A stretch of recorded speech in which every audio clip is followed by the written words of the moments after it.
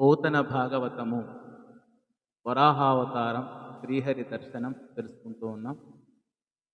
కరమణి హేమ కంకణ నికాయ జనంకృతులుల్లసిల్ల నచ్చరలిడు హంస పక్ష సిత చామర గంధ బహోజ్జలద్దుధాకర రుచిరాత పత్ర సుభగ ప్రవిలంబిత హార వల్లరీ సరసగలద్దుషార కణజాల విరాజిత మంగళాంగుడై.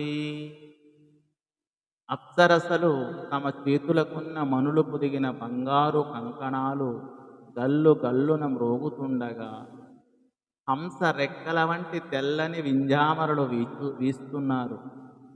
ఆ వింజామరల గాలికి చంద్రబింబంలా వెలుగుతున్న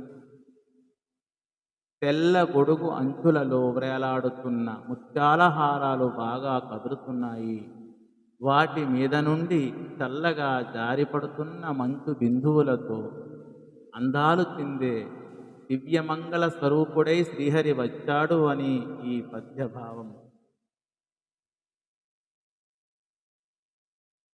నిఖిల మునీంద్ర వర్ణిత సస్మిత ప్రసన్న నానంబుజముచే నలరువాడు విస్తృత స్నేహాద్ర వీక్షణా నిజ భక్త జన గుహాశయుడనా ధనరువాడు మానిత శ్యామాయమాన వక్రమున నంచిత వైజయంతి రాజిల్లువాడు నత జనావన కృపామృత తరంగితములై బాసిల్లు లోచనాబ్జములవాడు అఖిల యోగీంద్ర జనశ్రీయుడైన వాడు సాధు జనముల రక్షింపు వాడు సాధు జనముల రక్షింపు జాలువాడు భువన చూడా విభూషయై భూరి మహిమమించు వైకుంఠపురము భాషించువాడు.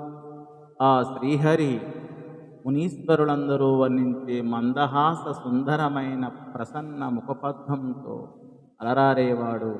విశేషమైన ప్రేమతో చెమ్మగిల్లిన కన్నులున్న తన భక్తజనుల హృదయాలలో నివసిస్తూ తనరేవాడు. విశాలమైన నల్లని వక్షస్థలంపై వైజయంతి అనే మాలచేత అలంకరింపబడి రాజిల్లేవాడు. నమస్కరించేవాడు. జనులను రక్షించడంలో దయామృత తరంగాలు పొంగిపొరలే పద్మనేత్రాలు కలవాడు. ఆ విష్ణువు యోగి పుంగవులందరి చేత సేవింపబడేవాడు. సజ్జనులను రక్షించడానికి సమర్థుడైనవాడు.